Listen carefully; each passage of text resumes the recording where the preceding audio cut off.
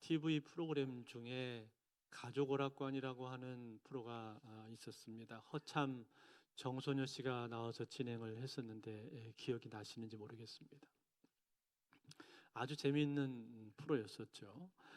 그런데 한 번은 거기에 누가 나왔는가 하니 나이가 지긋한 어르신들이 나왔는데 평생 부부로 살아오신 할아버지 할머니가 나와서 스피드 퀴즈를 하는 겁니다. 그런데 할아버지가 문제를 보고 설명을 하면은 할머니가 그걸 보고 맞춰야 되는데 문제가 무엇이었냐 하니 이 천생연분이었어요. 그래서 그 문제를 보고 할아버지가 이제 쉽다고 생각을 하고 천생연분이라는 글자가 딱 뜨자마자 이 할아버지가 이렇게 설명을 했습니다. 당신이랑 나 사이, 우리 같은 사이를 뭐라고 하지? 그랬더니 이 할머니가 원수 그렇게 대답을 하는 거예요. 그러니까 이 할아버지가 당황을 해서 아니 그게 아니고 당신이랑 나 같은 우리 같은 사이를 네 글자로 뭐라고 하냐고, 네 글자로. 그랬더니 할머니가 잠깐 생각을 하더니 평생 원수. 그래서 다들 한바탕 웃었던 기억이 있습니다. 천생연분이 그만 원수가 되어버린 것이죠. 오늘 본문의 원수에 대해서 나옵니다. 여러분, 지금 우리는 로마서 12장을 계속 보고 있는데 여기에서는 복음에 대한 반응이 쭉 나오고 있습니다. 즉 지금까지 앞부분에서 교리에 대한 이야기를 계속 했었다면 이제는 거기에 대한 반응으로서 실천을 말을 하고 있는 것이죠. 그래서 제일 처음에 언급한 내용이 무엇이었냐면 공동체 안에서 은사의 활용이었습니다. 즉 하나님께서 우리에게 은사를 주시는데 우리는 그 은사를 썩히거나 그냥 놔두거나 사장시켜서는 안 되는 것이고 열심히 사용을 해야 한다라는 겁니다. 그래서 그 은사를 가지고 교회를 온전히 잘 세울 수가 있어야 한다는 것이죠. 그 다음에 두 번째로 나오는 것은 공동체 안에서의 서로의 관계를 어떻게 맺을 것인가, 관계에 대한 부분인데 이 관계에 있어서 가장 핵심되는 키워드가 무엇입니까? 바로 사랑이죠. 사랑, 서로에 대한 사랑입니다. 그래서 사랑하기 때문에 서로에 대해서 서로를 먼저 존경하고, 사랑하기 때문에 서로를 위해서 기도해주고, 사랑하기 때문에 서로의 마음을 공감해주고, 그리고 사랑하기 때문에 무엇보다 부지런히 서로를 섬겨야 한다고 했습니다. 이것이 공동체 안에서 사랑의 실천의 모습인 것이죠. 자, 그리고 나서 이제 오늘 본문이 나오는데 오늘 본문에 나오는 내용은 무엇입니까? 원수에 대한 내용이 나오고 있습니다. 이것은 꼭 공동체 안에서의 일이라기보다는 공동체를 뛰어넘어서 바깥 세상과 사회 속에서도 우리가 맺게 되는 모든 인간관계 안에서 일어날 수 있는 일입니다. 즉 그 가운데에서는 우리를 사랑하고 아껴주고 좋아해주는 사람들도 있지만 반대로 우리를 미워하고 우리를 괴롭히고 우리를 향해서 악감정을 품고 있는 그런 사람들도 있단 말이죠. 소위 말해서 원수입니다. 그들을 어떻게 대할 것인가? 다시 말해서 나에게 악을 행하는 사람들을 내가 과연 어떻게 대할 것인가에 대한 부분입니다. 그렇다면 여러분, 이러한 사람들에 대해서 오늘 성경은 뭐라고 말을 해줍니까? 성경에서 말하고 있는 이런 사람들을 대하는 가장 기본적인 원칙이 무엇입니까? 오늘 17절에 보면은 17절 말씀은 이렇게 우리에게 말을 해주고 있습니다. 아무에게도 악을 악으로 갚지 말고 모든 사람 앞에서 선한 일을 도모하라. 악으로 악을 갚지 말아라. 이것이 가장 기본적인 원칙이자 태도인 것이죠. 그런데 여러분, 보통 사람들은 어떻습니까? 보통 사람들은 한 가지 피해를 입으면 그보다 두 배, 세 배로 더 크게 갚아주려고 하는 것이 일반적인 사람들의 심리 아닙니까? 그래서 구약 성경을 보게 되면은 구약에서는 어떤 계명이 있는가 하니 동해보복법, 이라고 하는 것이 있습니다. 즉 눈은 눈으로 이는 이로 갚으라라는 것인데, 이 말은 눈에 피해를 입었으면은 눈 정도만 피해를 끼치는 선에서 보복을 하고 그쳐야 되는 것이지 그 이상 더 보복을 해서는 안 된다라는 것입니다. 왜냐하면 그 당시 이방 나라 국가들에서는 한 가지 피해를 입으면은 그보다 몇 배로 더 크게 되갚아 주는 그런 잔인성과 폭력성을 그들이 가지고 있었기 때문에, 그래서 하나님께서는 이스라엘 백성들을 향해서는 최소한 보복에 대한 원칙을 주고 계신 거예요. 최소한의 보복에 대한 원칙을 주고 계신 거예요. 그러나 여러분, 이 계명도 본래 그 안에 담겨 있는 진정한 의미는 무엇입니까? 진정한 의미는 할 수만 있다면 너희는 보복을 하지 말라는 것입니다. 무조건 보복을 하라는 것이 아니라, 즉 보복의 한계를 정해 놓은 것이지 반드시 복수를 해야 한다고 복수를 권장을 하고 있는 것이 아니라 그런 말입니다. 여러분, 전에 우리나라 영화 중에서 복수는 나의 것이라는 영화가 있었습니다.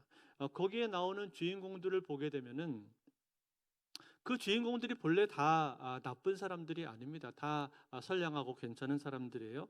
그런데 본의 아니게 가까운 가족들이 이 피해를 입게 되고, 혹은 어떤 일에 연루가 되어서 큰 상해를 입게 되는 일이 생기면서 복수를 하게 됩니다. 그런데 이 복수를 낳고 그 복수는 또 다른 복수를 낳게 되면서 결국은 거기 나오는 주인공들이 모두가 다 불행하게 끝나버리는 그런 결말을 맞이하게 됩니다. 여러분, 이것이 무엇을 말해주는 것일까요? 복수를 해서는 안 된다라는 거죠. 그것은 인간의 올바른 해결책이 아니다라는 겁니다.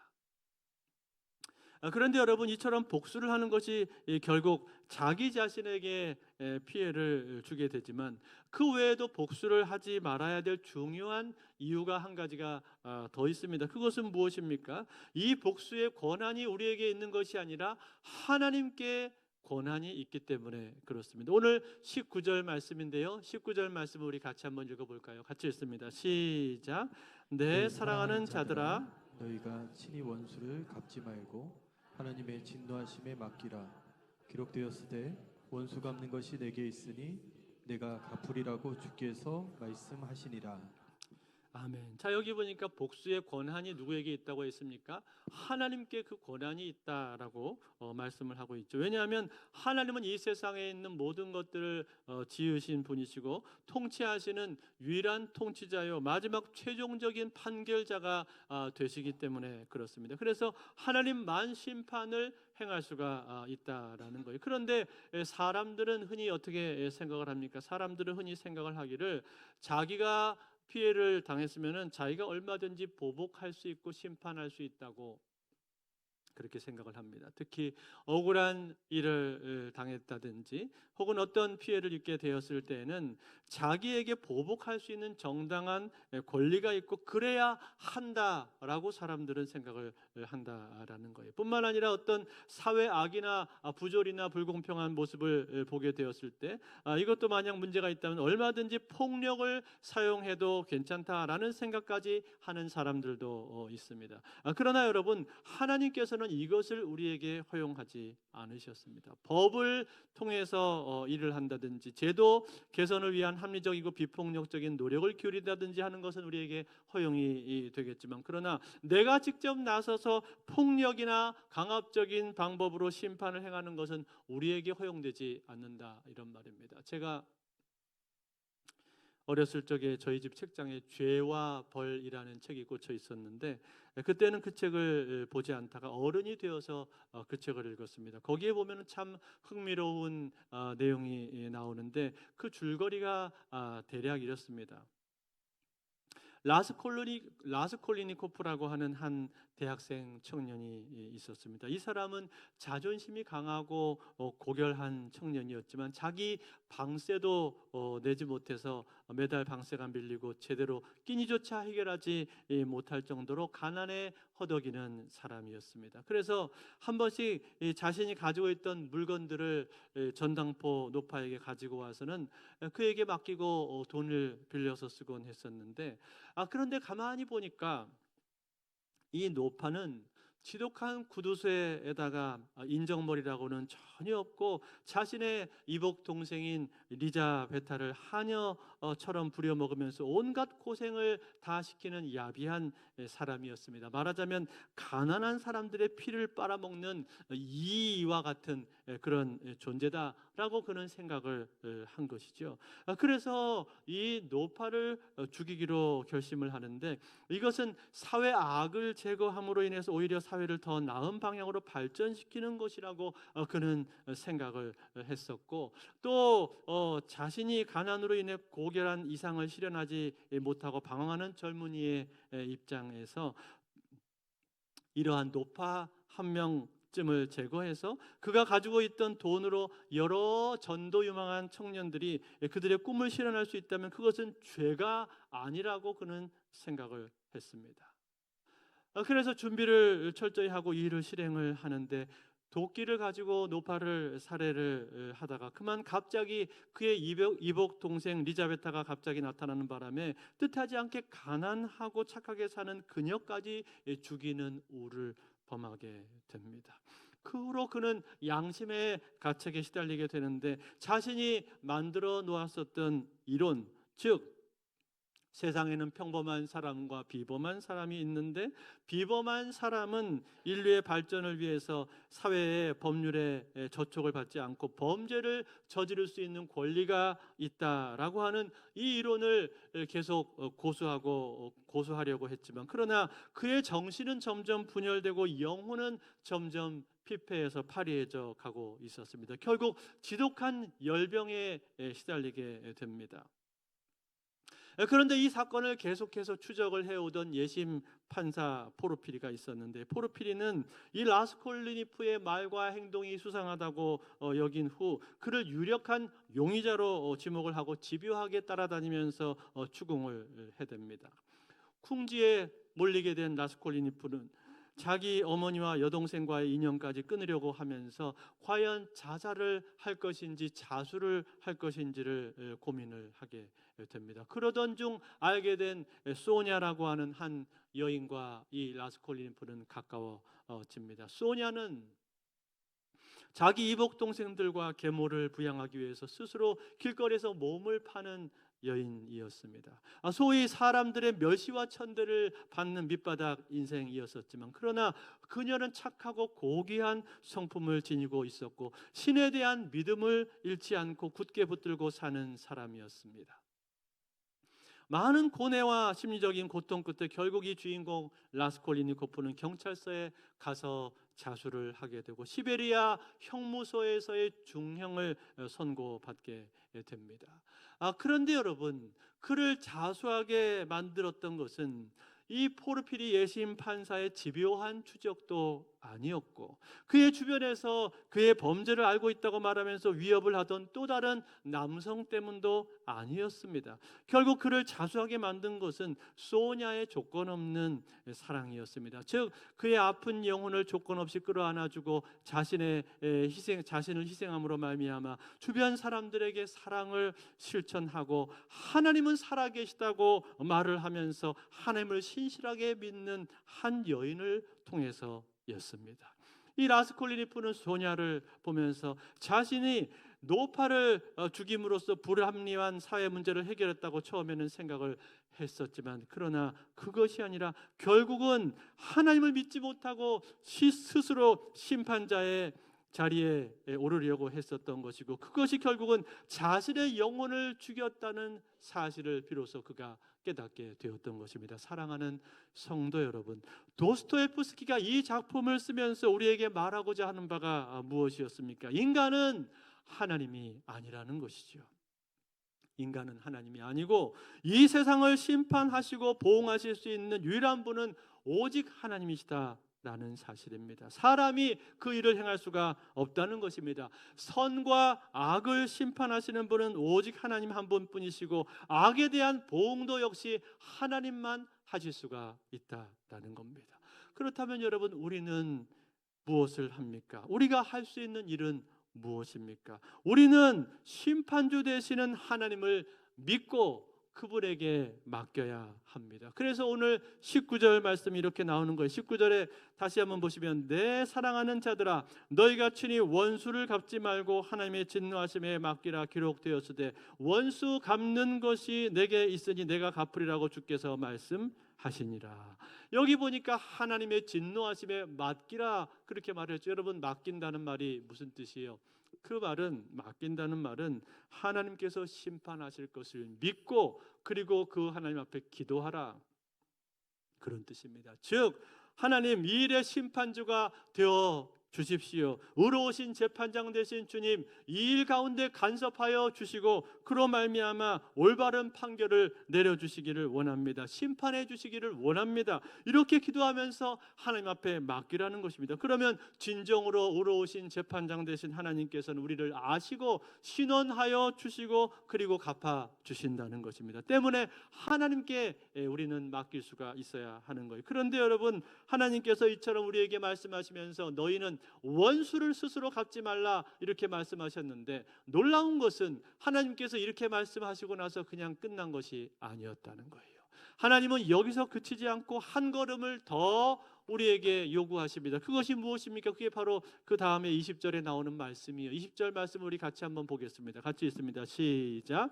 내 원수가 줄이거든 먹이고 목마르거든 마시게 하라. 그리함으로 내가 숯불을 그 머리 위에 쌓아 놓으리라. 아멘. 자, 여러분 여기 뭐라고 말했습니까? 원수가 줄이거든 먹이고 목마르거든 마시게 하라. 무슨 말이에요? 원수를 향해서 선을 베풀라고 말하고 있는 것이죠. 여러분 이것이 가능한 일입니까? 원수를 향해서 이렇게 선을 베푼다는 게 도대체 가능한 일입니까? 이건 불가능한 얘기죠. 우리가 원수를 만나게 되면 원수를 보기만 해도 신경이 날카로워지고 화가 마음속으로부터 끓어오르고 이가 갈리는 경우가 많은데 그러한 원수를 향해서 선을 베풀어 주라니 이게 도대체 말이 되느냐 이 말이에요. 도저히 이해가 잘 안 됩니다. 그리고 내가 나를 볼 때는 도무지 그런 일을 행할 만한 능력도 없는 것처럼 보입니다. 그런데 여러분 놀라운 것은 무엇입니까? 놀라운 것은 우리가 우리 힘을 가지고는 원수를 도무지 사랑할 수가 없지만 원수를 향해서 우리가 축복할 수가 없지만 그러나 우리에게 베풀어 주신 하나님의 은혜를 우리가 기억을 한다면 그러면 그 하나님의 은혜 때문에 이것이 가능하게 된다는 거예요. 즉 우리가 하나님으로부터 어떠한 은혜를 받았고 어떠한 용서를 받고 있는가 하는 것을 깊이 알게 되고 이것을 깨닫게 될 때 비로소 이것이 가능하게 된다라는 겁니다. 여러분 이것을 잘 보여주는 하나의 이야기가 있습니다. 마태복음 18장에 보면은 비유가 하나가 나오는데 하루는 베드로가 예수님 앞에 나와서 물었습니다. 주여 형제가 나에게 죄를 범하면 몇 번이나 용서를 해줘야 됩니까? 7번 정도 하면 되겠습니까? 그러자 예수님께서는 7번뿐만이 아니라 70번씩 7번이라도 용서를 해야 된다 말씀을 하십니다. 그러면서 예수님께서 비유를 하나를 들어주셨는데 어떤 왕이 종들과 결산을 하던 중에 1만 달란트 빚진 자를 발견하게 되었습니다. 1만 달란트는 거액의 돈이죠. 도저히 그 종으로서는 갚을 수 없는 그러한 금액입니다. 이 주인이 그 종을 불러서 말을 합니다. 네 몸과 아내와 자식들과 모든 소유를 팔아서 그것을 갚으라.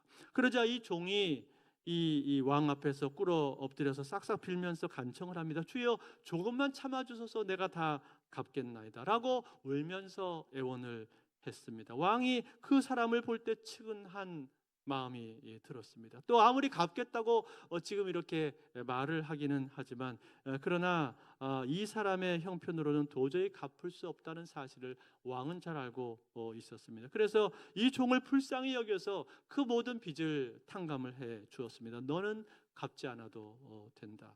이제부터 너는 자유인이 나가보아라. 엄청난 은혜를 베풀어 준 거죠. 이 왕으로부터 어마어마한 은혜를 받게 된 겁니다. 그런데 이 종이 밖에 나가서 얼마 지나지 않아 자기한테 100데나리온을 빚진 한 관리를 만나게 되었습니다. 100데나리온이면은 1데나리온이 노동자 하루 품삯이거든요. 그러니까 노동자가 100일치 일한 금액 정도가 된단 말이죠. 우리나라 돈으로 치면 한 5, 600 정도 될 것 같은데, 이 빚진 관리를 만나자마자 그 사람의 목을 잡고 말을 합니다. 너는 빚을 갚아라. 주여 내게 조금만 참아 주소서, 내가 꼭 갚겠나이다 라고 하면서 사정사정을 하고 있는데도 도무지 듣지 않고 결국은 그 사람을 잡아다가 옥에 가두어 버렸습니다. 그 모습을 지켜보던 주변의 동료들이 얼굴이 민망해져서 이 사실을 왕에게 가서 고합니다. 그러자 그 왕이 크게 노하면서 그 1만 달란트 빚진 자를 당장 잡아오라고 명령합니다. 그리고 그 사람을 불러다 놓고는 이 왕이 이렇게 말을 합니다. 마태복음 18장 32절과 33절 말씀에 같이 한번 읽겠습니다. 마태복음 18장 32절 33절 시작. 이제 주인이 그를 불러다가 말하되 악한 종아, 내가 빌기에 내가 내 빚을 전부 탕감하여 주었거늘 내가 너를 불쌍히 여김같이 너도 내 동료를 불쌍히 여김이 마땅하지 아니하냐 하고.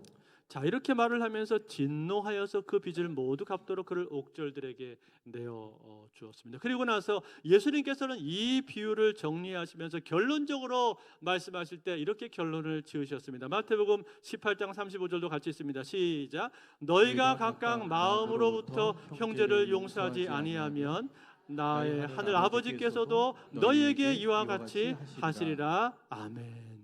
너희가 용서하지 않으면 하나님께서 너희를 용서하지 않는다고 결론을 지으셨습니다. 사랑하는 성도 여러분, 오늘 저와 여러분들은 하나님으로부터 용서를 받은 사람들입니다. 믿으십니까? 하나님으로부터 말할 수 없는 죄의 빚을 탕감을 받은 사람들이죠. 우리가 하나님께로부터 용서받은 그 죄는 돈으로도 환산할 수가 없고 도무지 헤아릴 수 없는 것입니다. 여러분, 1만 달란트가 얼마나 되는지 아십니까? 1달란트가 6천 데나리온입니다. 그러니까 노동자 한 사람이 6천일 동안 일한 대가가 이 1달란트란 말이에요. 6천일이면 몇 년이에요? 약 16년에서 17년 정도가 나오는데, 그러니까 여러분들이 1달란트를 벌려면 16년에서 17년 정도를 쉬지 않고 계속 일을 하면은 여러분들이 1달란트를 벌 수 있다는 얘기입니다. 그런데 여기 나오는 거는 1달란트가 아니라 얼마예요? 1만 달란트. 거기다가 만을 곱해야 된다 이 말이에요. 그러니까 여러분 1만 달란트면은 얼마나 일을 해야 되는 거예요?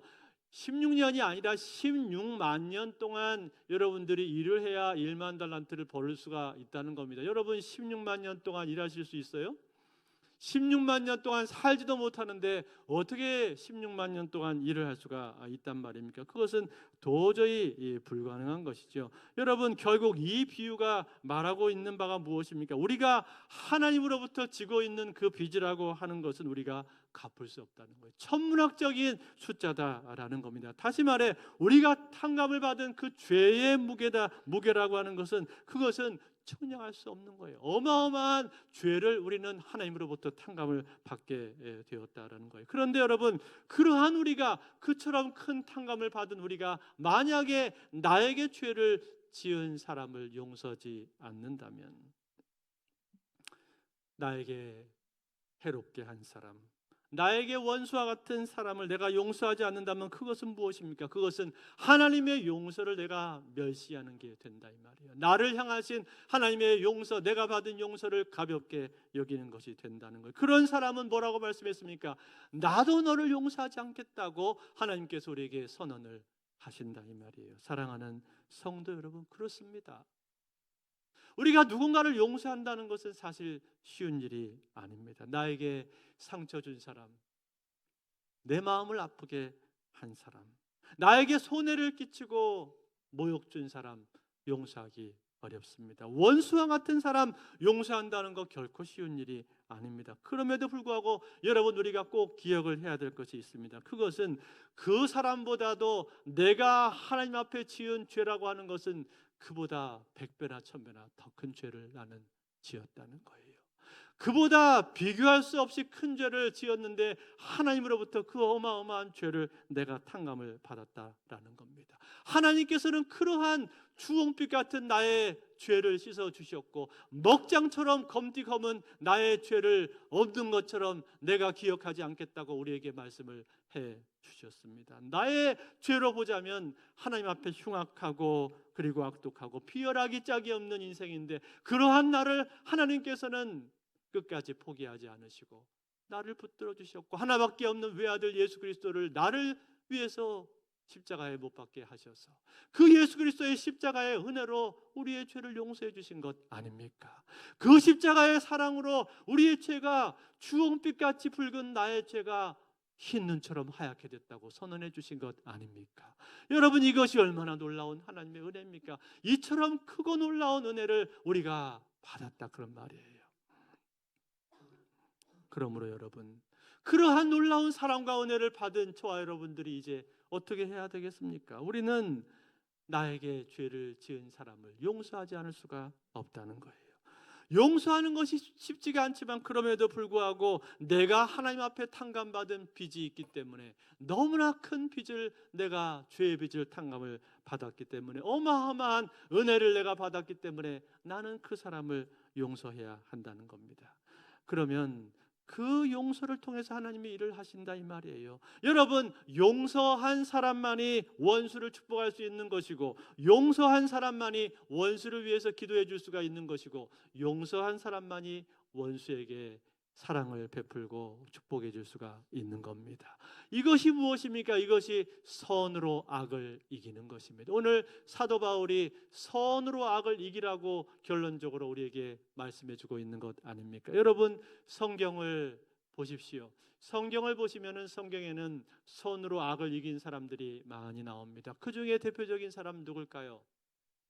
이삭입니다. 이삭은 선으로 악을 이긴 대표적인 사람입니다. 이삭은 가나안 땅에서 농사를 지어서 100배를 얻었습니다. 하나님께서 이삭을 축복해 주셨어요. 그리고 양떼와 소떼도 심이 많았다고 말합니다. 그런데 블레셋 사람들이 그를 시기를 해서 아브라함 때부터 쭉 왔던 우물이 있었는데 그 우물을 막고 흙으로 메워버렸습니다. 그리고는 이삭에게 떠나라고 말을 합니다. 그때 이삭은 어떻게 합니까? 해 주었습니다. 그리고 떠났습니다. 그래서 그랄 골짜기에다가 장막을 치고 거주했는데 그곳에서 다시 우물을 팠습니다. 그런데 이번에는 그랄 목자들하고 이삭의 목자들이 서로 다투면서 이 우물이 자기 것이라고 우겨댔습니다. 그때 이삭은 어떻게 합니까? 이 상황 가운데 소송을 걸거나 다투거나 하지 않고 또다시 양보해 줍니다. 그리고 다른 곳으로 이동을 해서 다시 우물을 팠는데 그곳 이름을 르호봇이라고 지었습니다. 넓다는 뜻입니다. 그리고 한 번 더 이동해서 브엘세바까지 갔는데 거기에서 제단을 쌓고 장막을 치고 또다시 우물을 팠습니다. 그리고 하나님의 은혜 가운데 그곳에서 평안한 삶을 살게 되었습니다. 그런데 그러던 어느 날입니다. 과거에 자신의 우물을 빼앗았던 아비멜렉이 어느 날 이삭을 찾아왔습니다. 찾아와서는 이삭에게 하는 말이 바로 이런 말입니다. 창세기 26장 26절에서 28절 말씀 우리 같이 읽겠습니다. 시작. 아비멜렉이 그 친구 아우삭과 군대 장관 비고와 더불어 그랄에서부터 이삭에게로 온지라. 이삭이 그들에게 이르되 너희가 나를 미워하여 나에게 너희를 떠나게 하였거늘 어찌하여 내게 왔느냐. 그들이 이르되 여호와께서 너와 함께 계심을 우리가 분명히 보았으므로 우리의 사이 곧 우리와 너 사이에 맹세하여 너와 계약을 맺으리라 말하였노라. 아멘. 자, 여러분, 이게 무슨 말입니까? 이 아비멜렉이 와서 말을 하는 거예요. 이삭아, 우리가 그동안 너를 괴롭히고 못 살게 굴었었는데 그런데 너의 그 모습을 우리가 쭉 지켜보니까 하나님이 살아 계신 것 같다. 그리고 그 하나님이 우리에게는 복을 주시지 않는데 너에게는 계속 복을 주셔서 가는 곳마다 우물을 팔 수 있도록 도와주시는 걸 보니까 그 하나님은 의로우신 심판주가 분명하다. 그러니 너는 우리와 언약을 맺자. 우리는 너와 원수가 되기를 원치 않는다. 이렇게 말하면서 사과를 하고 화해를 청하고 있는 것 아닙니까? 결국 어떻게 된 거예요? 선으로 악을 이긴 것입니다. 이삭의 양보와 선행이 아비멜렉의 악행을 이겨버렸다는 거예요. 사랑하는 성도 여러분, 그렇습니다. 우리가 나에게 악을 행하는 사람 용서한다는 것 쉽지가 않고 그에게 선을 베풀어 축복해 준다는 것은 더더욱 어렵습니다. 그러나 만약에 우리가 하나님의 은혜를 기억하면서 그렇게 선을 베풀 수만 있다면, 그러면 그것을 통해서 이루어질 수 있는 역사라고 하는 것은 참으로 말로 다 할 수 없는 큰 역사가 이루어지게 되는 것입니다. 하나님께서는 그렇게 하나님을 믿고 하나님의 사랑 가운데 거하면서 악인에게 선을 베푸는 사람을 그냥 내버려 두지 않고 반드시 선으로 악을 이길 수 있도록 만들어 주신다는 거예요. 위대한 역사를 경험할 수 있도록 만들어 주신다는 겁니다. 그러므로 사랑하는 성도 여러분, 오늘 여러분의 삶 가운데 억울한 일을 당하셨습니까? 악인을 만나셨습니까?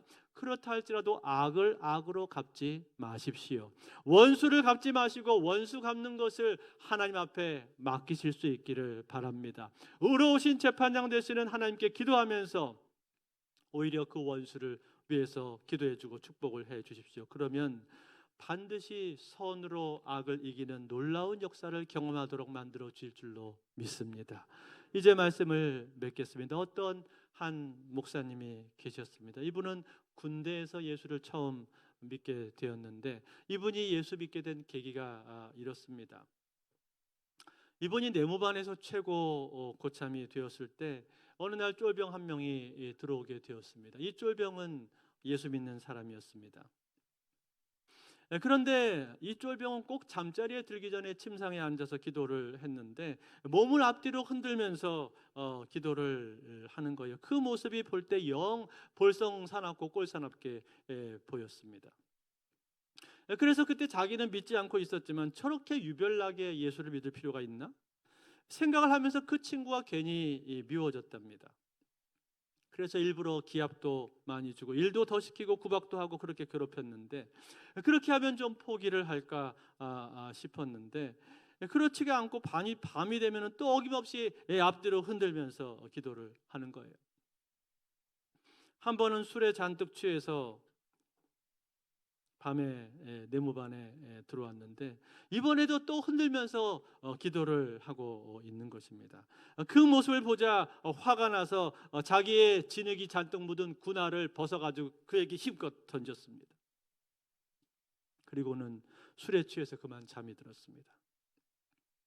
새벽녘이 되어서 목이 말라서 물을 마시려고 깼는데 옆에서 부스럭거리는 소리가 들려서 가만히 보니까 저쪽에서 그 쫄병이 자기 진흙 묻은 군화에 흙을 털고 있더랍니다. 어떻게 하는가 보려고 가만히 지켜봤더니 그 군화를 깨끗이 닦은 후에 자신의 침상 밑에다가 가지런히 갖다 놓더랍니다. 이 광경을 지켜보면서 이 선임병은 저 사람의 흔드는 기도가 가짜가 아니라 정말로 그 속에 사랑이 있구나, 이것을 깨닫게 되었고, 그리고 나서 그 쫄병에게 미안하다고 사과를 했습니다. 그리고 그 쫄병을 따라서 교회를 나가게 되었습니다. 그리고 훗날 이분은 목사까지 되었다고 합니다. 사랑하는 성도 여러분, 이것이야말로 선으로 악을 이긴 것이 아니겠습니까? 이 쫄병이 마음속에 하나님을 믿고 하나님을 의지하고 하나님 앞에 기도하면서 이 일을 감당했을 때 이 선임병의 마음은 바뀐 것이고 선으로 악을 이기는 역사를 경험하게 되었던 것 아닙니까? 사랑하는 성도 여러분, 그렇습니다. 우리가 우리 힘을 가지고는 악을 이길 수가 없는 것이지만, 그러나 의로우신 재판장 되시는 하나님을 기억하면서 그분을 의지하고 그분 앞에 기도하면, 그리고 우리에게 사랑할 수 있는 힘을 주옵소서라고 기도하면서 하나님께 사랑을 구하면 하나님은 놀랍게 역사하셔서 우리에게 이 세상이 감당할 수 없는 하늘로부터 오는 사랑을 부어주시고 원수를 사랑할 수 있도록 만들어 주시는 것입니다. 그리고 그 사랑은 이 세상 그 어떤 것도 바꿀 수 있고 어떤 것도 녹일 수 있는 강력한 힘이 있는 겁니다. 그래서 마틴 루터 킹 주니어 목사님이 노벨상을 수상하고 나서 나오면서 기자회견에서 이렇게 말했습니다. 아직도 세계를 움직이는 힘은 사랑입니다. 이렇게 말을 하면서 사랑의 위대함을 말했던 거예요. 사랑하는 성도 여러분, 그렇습니다. 우리는 우리의 힘을 가지고는 악을 이길 수 없지만, 그러나 하나님 앞에 기도하고 하나님을 의지하고 재판장 되신 하나님을 바라보면서 사랑을 구할 때 우리는 그 하나님이 주시는 사랑으로 악을 이길 수가 있는 것입니다. 그러므로 사랑하는 성도 여러분, 오늘 여러분의 삶 가운데 여러 가지 어려움이 있습니까? 억울한 일이 있습니까? 또 나를 괴롭히고 나를 못 살게 굴고 나로 하여금 악감정을 품게 만드는 그러한 일들이 있습니까? 그러나 그 가운데 있다 할지라도 여러분, 악을 악으로 갚지 마십시오. 악을 악으로 갚지 마시고 원수 갚는 것이 하나님께 있다는 사실을 믿으시고 하나님을 의지하시기를 바랍니다. 하나님을 기도함으로 그 사랑의 힘을 덧입으시고 그 사랑의 힘으로 원수를 위해서 기도해 주시고 축복해 주십시오. 그러면 반드시 하나님께서는 그러한 나를 통해서 선으로 악을 이기는 역사, 하나님께서 놀랍게 살아서 역사하시는 그 모습을 경험하게 해 주실 줄로 믿습니다. 이 귀한 은혜가 오늘도 저와 여러분의 삶에 함께 하실 수 있기를 우리 주 예수 그리스도로 축원드립니다.